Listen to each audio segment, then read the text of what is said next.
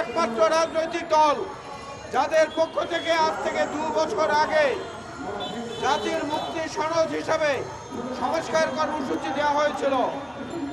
আজকে এই সরকারও সংস্কারের কথা বলছে। জুলাই আগস্ট বিপ্লবের ছোট্ট বন্ধুরা, শিক্ষার্থীরা, তারাও সংস্কারের কথা বলছেন।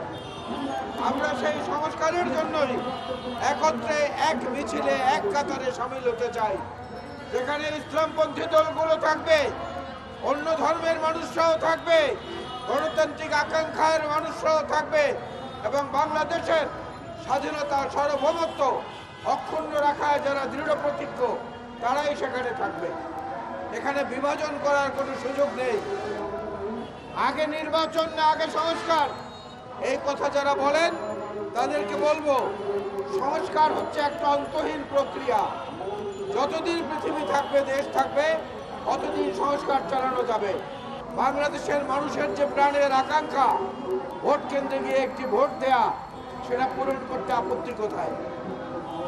সেই নির্বাচনের মাধ্যমে যদি একটি নির্বাচিত সরকার প্রতিষ্ঠিত হয়, তাদের কাছে যে শক্তি থাকবে, তাদের যে সাহস থাকবে, তাদের যে দক্ষতা থাকবে, তা দিয়ে অনেক সমস্যা সমাধান করা সম্ভব।